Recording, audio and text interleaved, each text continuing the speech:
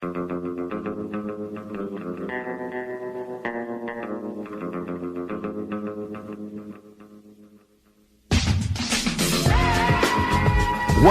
Talk 1600. You're catching the drift. Conservative talk. Intelligent conversations on local, state, and national issues with Gary Wellings, chief editor of the Current newspaper and Current Online. Join in the conversation at 734-822-1600. And now, your host, Gary Wellings. And good Saturday afternoon. Thanks for tuning in to catch my drift here at Wham Talk 1600. And you'll hear us later on this evening at rednationrising.us. So make sure you check it out. If you missed the show live, you can catch it on podcast. So check it out later on this evening, Saturday and Sunday evenings. And, well, welcome to The Drift. What we do every Saturday is go over the news that I put on thedailydrift.com. And if you're not going to thedailydrift.com, you should be, www.thedailydrift.com.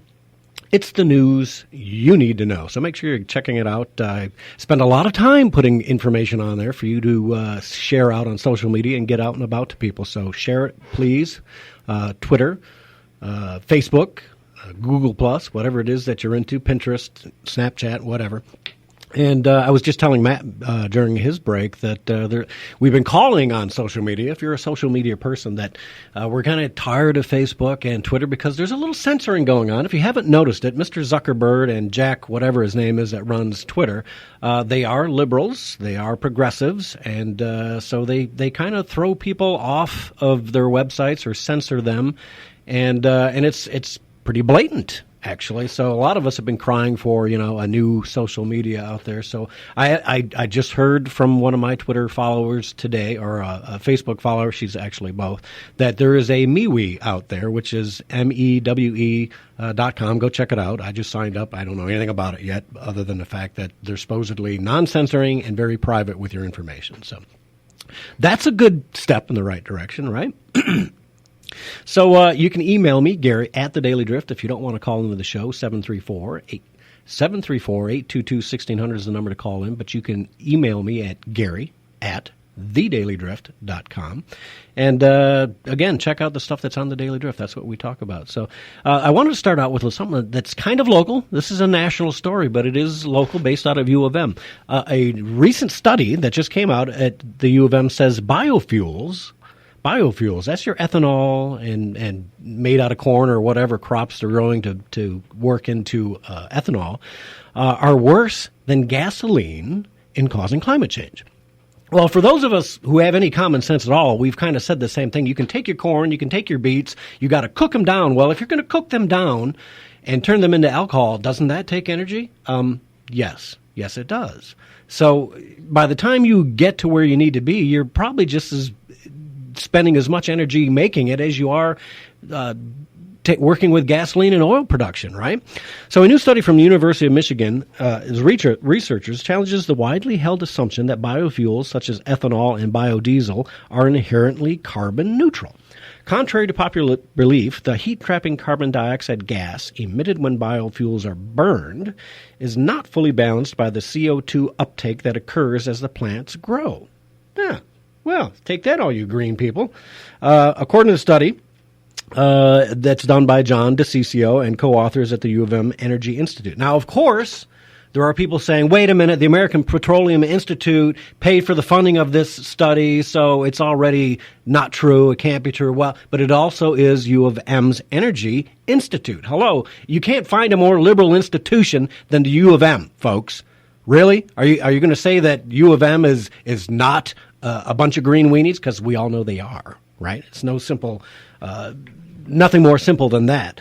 The study, based on U.S. Department of Agricultural crop production, right, based on U.S. data, shows that during the period when U.S. biofuel production rapidly ramped up, the increased carbon dioxide uptake by the crops was only enough to offset 37% of the CO2 emissions due to biofuel consumption. So 1/3. You gained almost nothing, really? So it's not your be-all. And let's be honest with you. And Brandon and I had this discussion a couple of years ago, that ethanol, it's now 10% when you go to the pump. 10% ethanol is not particularly good for your car, folks. I hate to tell you this. I have a boat, an older boat with an older boat engine on it, and a lawnmower that don't run particularly well with gas that's got 10% ethanol. And a lot of you will probably have the same issues. You'll be using this gas that you get at the pump, you're putting in your car, and maybe the new cars seem to be dealing all right with it. But older cars, older engines don't deal with that ethanol that's in the mixture. And so if you're having problems with your mowers, your snowmobiles, your four-wheelers, especially if they're a little older, you might want to try using 100% gasoline. And it's kind of hard to find 100% gasoline, mind you. I have to drive all the way into Brighton from my home to find a place that has 100% gasoline. And I thank them for it. If I could remember what gas station it was, I would give them a plug right now, but I can't. Don't make the same mistake I did and go buy racing fuel at $8 a gallon. You're kind of hurting yourself when you do that. So plus that's not particularly good for your engine either. I was Steining one day on the way and said, 100% gasoline. Now, racing fuel is too high for those engines, so don't use that. But for all of you, I feel justified, Derek. I really do. This is something I've been crying about for a long time. If you raise the cost of corn for us that eat corn or for the cost of beef production, when you're now competing with biofuels versus the food economy. So something to watch there. I thought that was interesting. So if you want to comment on that, you can certainly email me, Gary@thedailydrift.com, and we'll talk about it. But the meat of the show today is Hillary Clinton. We're going to dig deep into Hillary Clinton, and we'll do that. Derek, we're going to take a quick break because I want to get it out of the way, and when we come back, we're going to hit Hillary very hard. So stay tuned for that, and we'll see you on the other side of the break.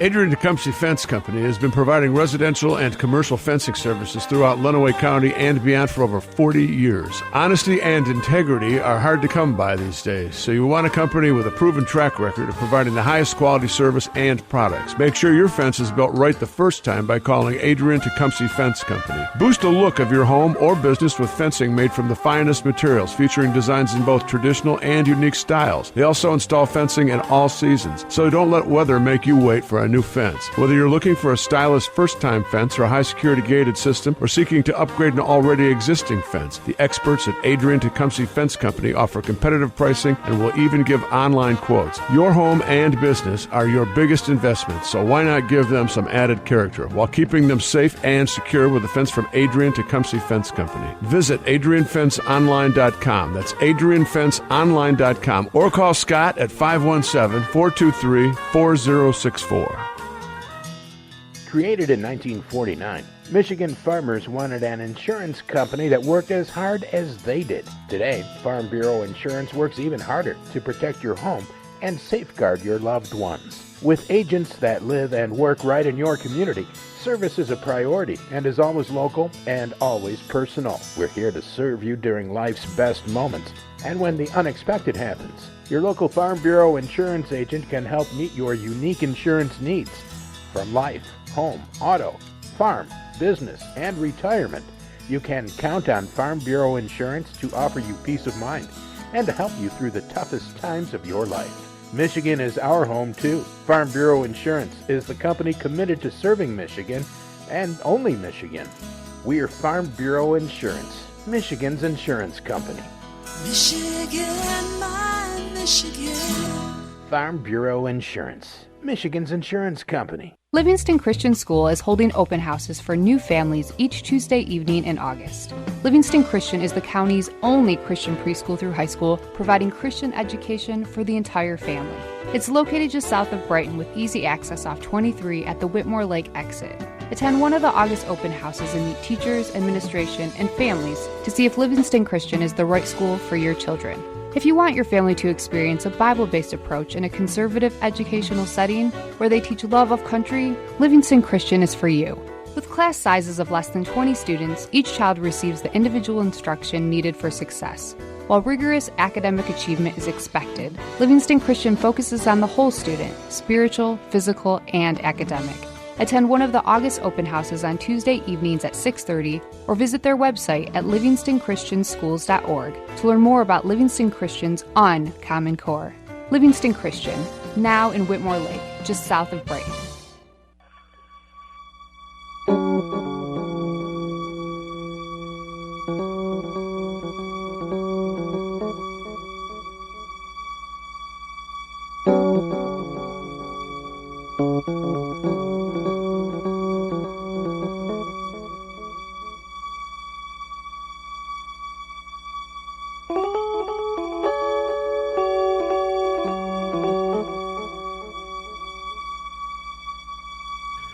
And welcome back to The Drift. Thanks for tuning in to catch my drift here on Saturday afternoon at Wham Talk 1600. And again tonight at rednationrising.us. So check it out. Let's take care of a little business. Our sponsor this half hour is Regency at Whitmore Lake, 734-449-4431. If you are in need of 24-hour nursing care or know somebody who is, this is a place to call, 734-449-4431. It's they specialize in 24-hour nursing care, subacute rehabilitation, long-term care, hospice, and respite care. They have a secured memory care unit. They do life enrichment programming, and they have a veterans program. So check them out. It's a Sienna Healthcare.com, CIENA healthcare.com. That's a great place. They're right down the street from my house, and I can tell you they've put a lot of money and time into the building there, so it's a good place to get your loved ones if they need a little help. So put them in there. Okay, so we're going to talk the show about Hillary, and there are times during the week that I just want to scream, and I love being able to come in on Saturday and do this. So thank you for listening, because hypocrite Hillary Clinton had the nerve to go after Donald Trump this week and call him a racist and a hate monger. And, well, Derek, do you got track one that we can play right now? Let's listen to this. Donald Trump has built his campaign on prejudice and paranoia. He is taking hate groups mainstream and helping a radical fringe take over the Republican Party. His disregard for the values that make our country great is profoundly dangerous. Okay, so really, this is a woman who wants to call Donald Trump a complete and utter racist. And, you know, we hear that from the media, too. Everybody wants to jump on that. It's funny how Donald Trump was never a racist until he ran for president. If he was such a racist, Hillary Clinton, why would you be taking money from him, going to his wedding and hanging out with him in New York and doing all kinds of things with Donald Trump if he was such a racist? Well, it's because he's not, and it's just more lies from lying Hillary Clinton that she keeps putting out there. And the media is in the bag with Clinton. We know this, and that's why they jump on him. And it never fails that when I talk to somebody out on the street, they're like, "There's no way I'm voting for Donald Trump." The first words that inevitably come out of their mouths, "Oh, he's a racist. I can't deal with it. He's a racist." Why? Because he said he wants to put in a border and keep illegal aliens out, to keep people, Mexican and people from other parts of the world coming into the country illegally who are criminals. It's a ridiculous statement. And to make it more than hypocritical is this. And I want you to hear this track. We all know who the KKK is, right? Well, the Grand Dragon, that's the lead for the KKK, is a guy by the name of William Quigg, Quigg. And I have this video at thedailydrift.com. You can go and see it for yourself. It's not me just making it up. Derek, you have that track from William Quigg? All right, let's hear that. Who do you like for president, sir? Hillary Clinton. Do you think whites are superior to African Americans and Latinos? Well, we are God's chosen people. Okay, so right from the mouths of babes sometimes, right? This is the KK Grand Dragon, and they allegedly has given money to the Hillary Clinton campaign. Did they give it back? I don't know. Maybe somebody needs to look that up. I'm certainly not going to do it because I know where Hillary stands. Hillary Clinton is an award winner from the Margaret Sanger Award, right? If you haven't done your homework on Margaret Sanger, the person who established Planned Parenthood, the reason she started giving abortions in the inner cities is to decimate the black population.